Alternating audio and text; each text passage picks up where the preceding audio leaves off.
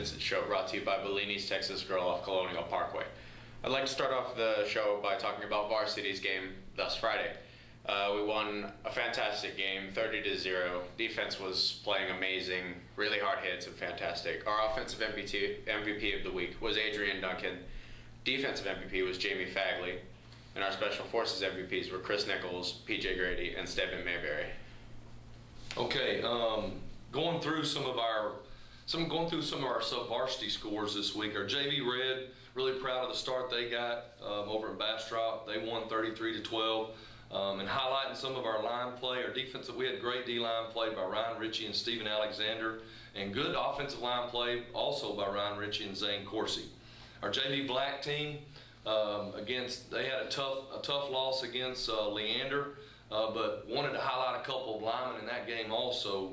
Taylor Creighton played really good on D-line, and Mason Reynolds on our offensive line did a really good job from his center spot. Freshmen got off to a great start, both teams winning against Bastrop here at Ranger Stadium. Again, I wanted to highlight some defensive linemen in the red game. The Rangers won 28-14 with Jay Mobley and Harper Gerasi really getting after it on those lines. And then in the freshman black game, they won 48-0. And London Bean and Michael Buckermeyer were our two offensive linemen and defensive linemen that were outstanding in those games. And every week on the varsity level, we like to bring certain players that really showed their heart and ability to fight during practice and reward them with our Hard Hat Award. This week's Hard Hat Awards were Mike Valdez, Michael Wyrick, Ricky Pattonode, Cooper Sopchak, Nick Stevenson, and Javion Cameron. These guys worked really hard over this week. All right, Coach, let's hop right into it. Overall, this week we won 30-0, so you cannot say it was a bad game. Defense dominated, hard hits, great tackles, turnovers, all 9 yards. And how do you think that game went overall? I mean, you got to be happy with the win. Well, on offense and defense each week, we have points of emphasis that we want to make sure that we take care of. Each of our coordinators get up and go over those points of emphasis with our players. And one of the big points of emphasis on defense, and we talked about this against an option football team, is you've got to make sure you know what your option responsibility is and make sure you know your assignment. And in the course of a game of 50 or 60 plays, our defense only missed one assignment the whole night. And that's a recipe for a pretty good defensive night against an option team. So I felt like we tackled well, and I felt like we did well on option responsibilities. I think we took them out of some things that they wanted to do. Also, it's tough to install that offense, so they were still working out some things through that. Bastrop's got a really good team, and they're going to be good down the road. That just takes a little time with that offense.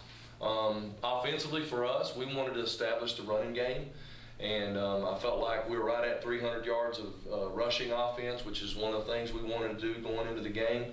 There were some times that they were able to penetrate. We talked about last week how they'd get upfield and do some different things that could cause some problems, and every once in a while they got us, but we were able to ball control them a little bit, keep our defense off the field, and then we were able to connect on some passes we needed to at times, to keep some drives going. So I was pleased with that. Special Forces wise, I felt like we won Special Forces. We kicked the ball when we needed to, and with the exception of a couple of kicks that were off here and there, felt like our coverage was pretty good, our protection was pretty good, had some really big field goals. It was good to see our kickers get off to a good start this season. So overall, just really a great win to start the season off. Looking to improve on some things with turnovers and penalties. Those are things that we can control and can get cleaned up, and that's what we're focusing on this week. So, Bastrop ran the triple option, like you said, and it takes some time to get going with it, as you said. A lot of times with the ball, it can be taken away. And how do you think you prepared the defense for that, and how much of discipline it took, staying on your keys and things like that? Well, it's really assignment football, and the guys at the point of attack and on the play side, they have to really play assignment football. And then what I always tell kids when we're playing that kind of offense also is the way you make up for mistakes on assignment football is by running to the football. All your backside people have to run to the football, and that way if there's a mistake or if something breaks, you stop them and then you live to play another down. So I was really pleased with our corners running hard from the backside in case something were to break. But honestly, our play side people, they were disciplined, and we like I said, we missed one the whole night, so I felt good about that part of it. As you said, you prepared really well for the triple option, and that caused a lot of turnovers defensively. How many turnovers was it again? Okay, on defense we had 5, and I think, Gage, a big reason why is even though your option responsibility may not be carrying the ball, we ask our guys to go and hit and tackle their option responsibilities every play. That way we know they've got them.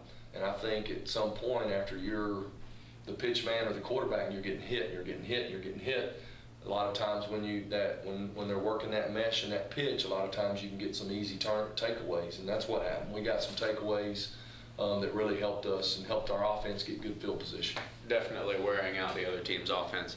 Now we'll move over to offensive turnovers. It happens, fundamentals of football.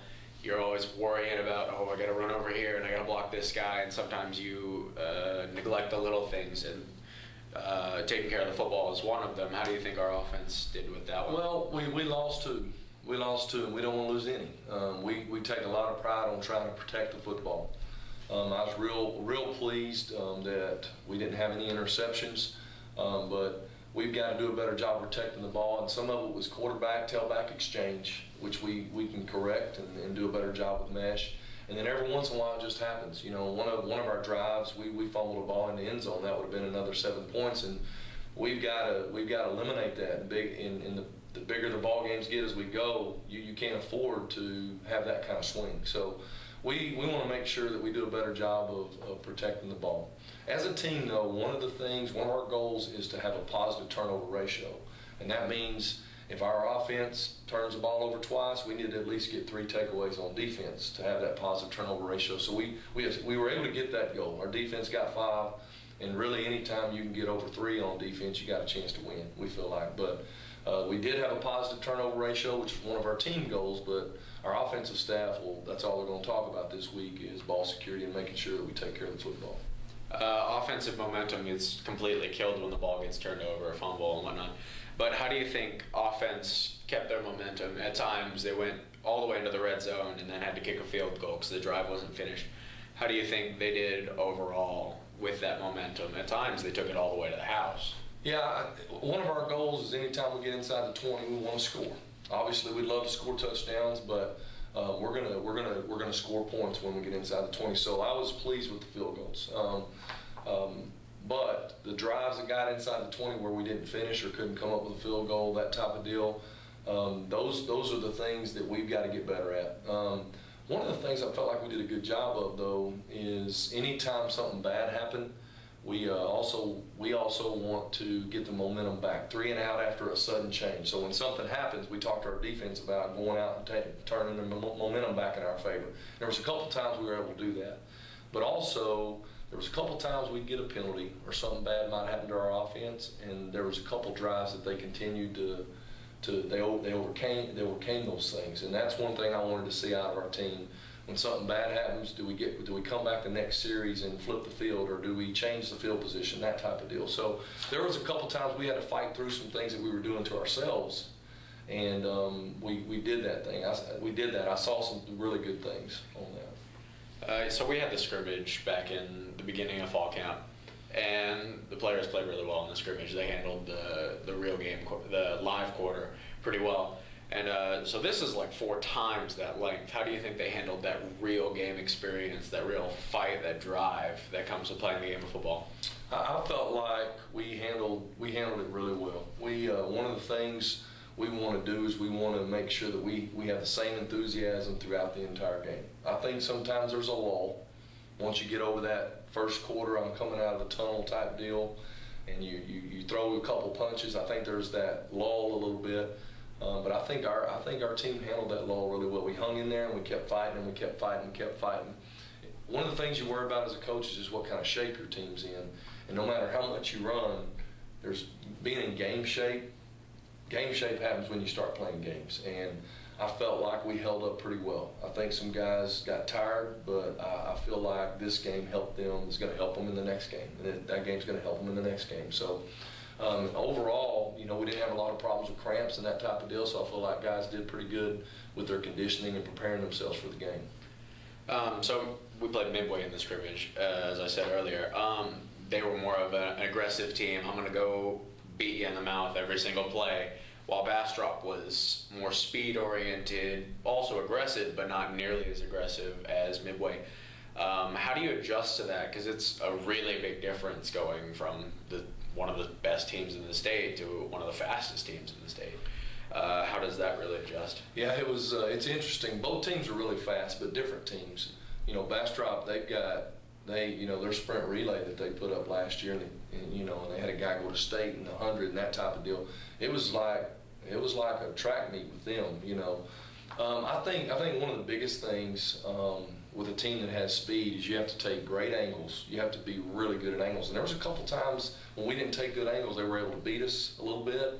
But taking great angles and being great open field tacklers is a big deal against them. And I think offensively, some of the things that they did with their speed, we started running counter some and started doing some things that some block down kick out stuff, and sometimes that helps you against speed guys. A lot of times speed guys can get to you on some of your other stuff. Our stretch stuff, I think, is good against speed guys a lot of times. And so there were some things that I felt like we did really good offensively to kind of counteract the speed. And then defensively, you just got to take great angles and you still hold your breath a little bit that one of those guys won't get loose, So penalties happen in every game. I hate to talk about the negative, but penalties, they hurt everybody. Both sides of the ball, both teams. As you said, they're a speed team, so sometimes the offensive line has a little bit of trouble taking a bad step or wrong angle, and their arms are fully extended, and they get the holding call on that, and also personal fouls and chop blocks and other penalties along those lines. How do you really work through those and avoid them, if at all? Well, I think you're right, Gage. The holding calls, I didn't worry too much about. And the reason is like you said, you got a fast team, and it's a step here, it's a hand placement here and there. That is going to be okay, and we're going to correct those things, okay? They came at bad times because sometimes we'd be scoring, and it would be called back. The chop blocks, those type things, those are dangerous deals, and we got to correct those, and those are communication. That's a deal on some of the things that we do when we cut. It's offensive linemen knowing assignment, knowing who's cutting and who's not, and that type of deal. So that's an easy thing for us to correct. The pre-snap penalties we can't do. Can't have it. We can't have false starts. We can't have delays. We can't. Those type of fouls we have got to eliminate immediately. The others at times are going to happen. The holding's going to happen at times. It's that type of game nowadays, and so you have to, we're getting better at angles and our feet and that type of deal. But the pre-snap ones, Gage, are the ones we have to eliminate. We can't have it. That's just like giving somebody a gift. And I got in front of our team on Saturday and I described what it's like to give up the length of a football field in penalties, and you can't give up that kind of yardage, and that's what we gave up. All that hidden yardage. Yes, sir. So finally, all of this talk of improvement, getting better, doing the little things right, things that we should look forward to for LBJ after we make these improvements. Well, the biggest thing, LBJ is another fast team. We're getting another look at some really quality speed. The difference is their speed is going to be in space. They run a spread offense. We have got to be great open field tacklers, so we're going to concentrate on that this week. They still have some option into their game. Most of it's out of the gun. We feel like that we can take advantage of special forces. I feel like that's an area that was pretty good the other night. We're just going to continue to improve on that.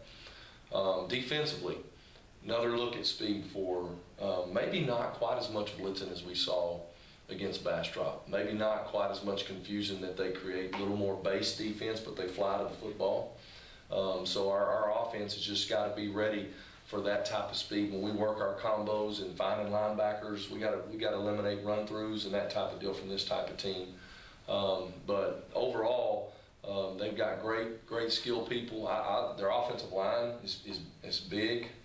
So we're gonna have to really tackle well, and we're gonna have to pick up some of that speed with our offensive line, and our wide receivers and running backs will have to have a great night blocking also. Well, Coach, thank you for your time.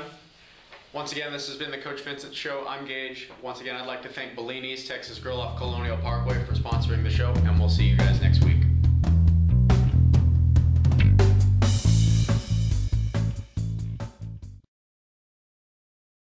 I'd like to take this opportunity to thank Bellini's for being our sponsor of our show, and thank all of our Booster Club support. Our football Booster Club did a great job of creating a great atmosphere at Gupton Friday night. And to our Star Steppers and to our cheerleaders and our band and all the fans that came out to support us in the Bastrop game, we really appreciate it. We're going to Nelson this week on Friday night. I encourage everybody to make the road trip there and for our second ball game. Also wanted to make a couple quick announcements about some game changes. Our JV Black is going to play at 5 o'clock at Lehman in Lehman on Thursday. Our freshman Black will be playing against Lake Travis at Lake Travis on Thursday, and that'll be a 5:30 kickoff. For our red teams, our freshman red team will play at 5:30 at Ranger Stadium, and then that'll be followed up with our JV red team at Ranger Stadium. We look forward to seeing everybody at the games and appreciate all your support.